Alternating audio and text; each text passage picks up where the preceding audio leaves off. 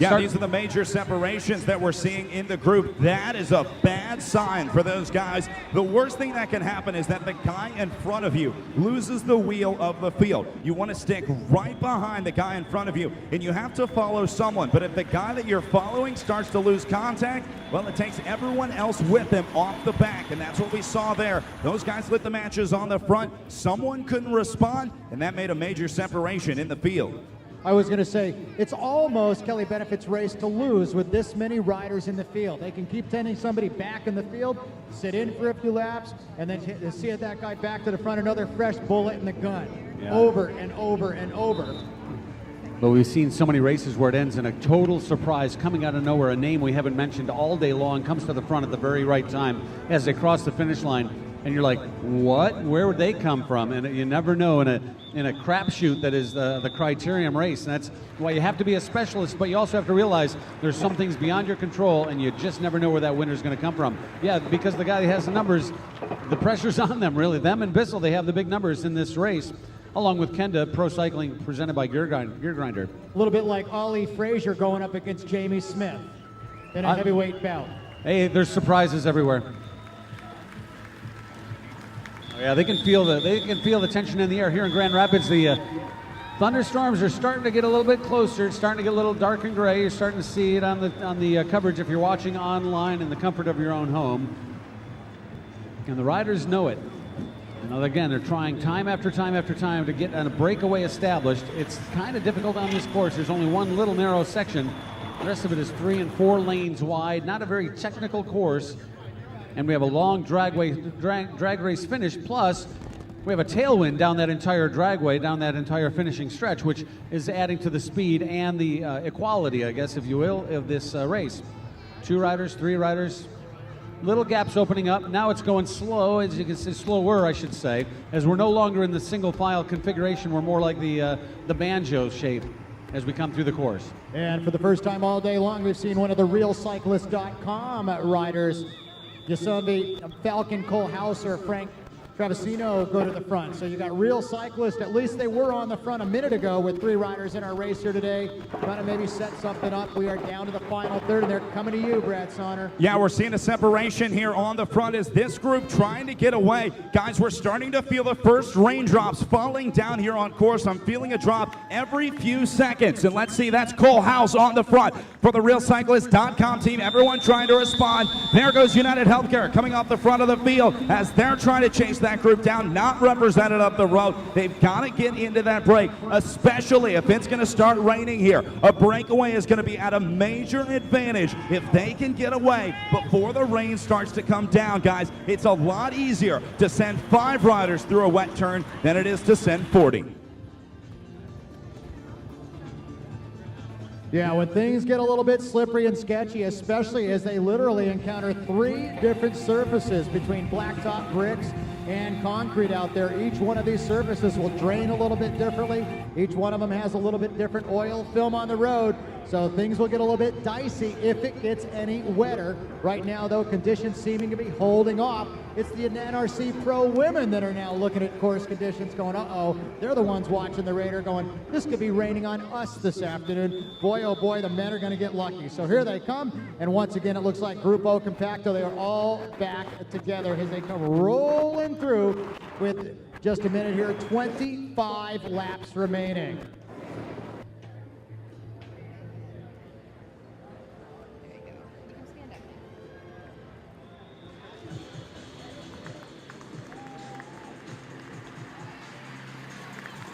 Well, this time it's Team Type 1 on the front, Bissell behind them, Kelly Benefit Strategies not far behind, but it is Grupo Compacto. No one able to get away yet, as now the rain starting to fall for the folks at home. We can now tell you it is officially raining in Grand Rapids. That's your weather report from the road. Back to Jamie Smith on the stage. And thanks. Now here's Larry with traffic. The traffic is clear here on Main Street in Grand Rapids. We are waiting for the front end. We have a rider attacking off the front end one more time. You talk about loading fresh grenades out there. It is one more time a Kelly Benefit Strategies rider who has gone clear, and it looks like he's opened up about a 20 bike length gap. And it is one more time Bissell, the other powerhouse squeed, chasing it down.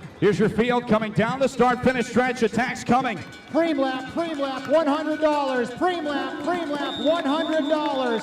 Preem lap, $100. Well, that was Jesse Anthony moving off the front for the Kelly Benefit Strategies Optum Health team. Anthony may be in his element here. This is a lot like a cyclocross race as the conditions start to worsen. Anthony got to be feeling very comfortable on the front.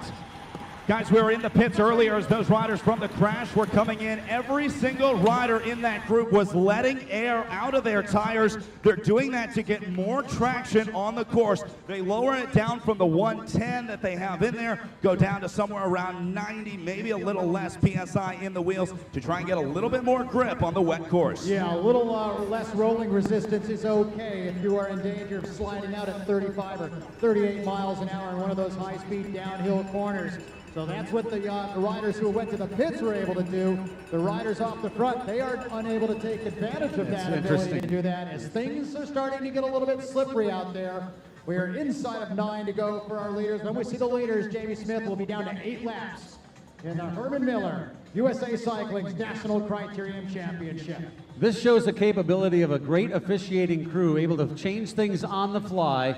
We'll get down to a point now where there's no more free laps. We'll have to advise the riders of that as well, because we do reach a point where we switch one rider off the front, going for it. Yeah, that's Giovanni Falcone for the RealCyclist.com team. There's United Healthcare. They have now shown themselves on the front. The boys in blue starting to move forward.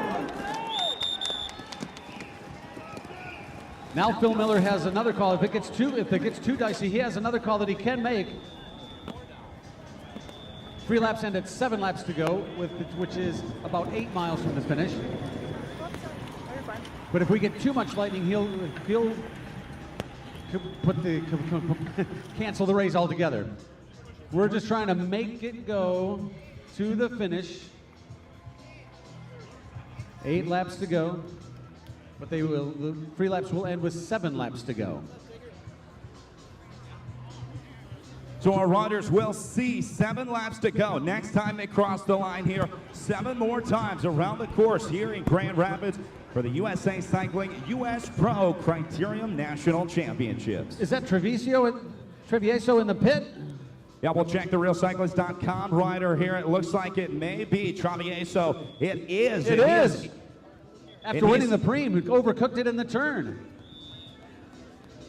Guys, he is in the pit right now with Daniel Holloway. Holloway is in the pit, the defending champion, trying to get a free lap here. It looks like both of them are going to go in, but Daniel Holloway taking a free lap at the last possible moment. No more free laps, gentlemen. No more free laps. 7 laps to go. No more free laps. Wow, that is lucky. You get It looks like they went down somewhere on course.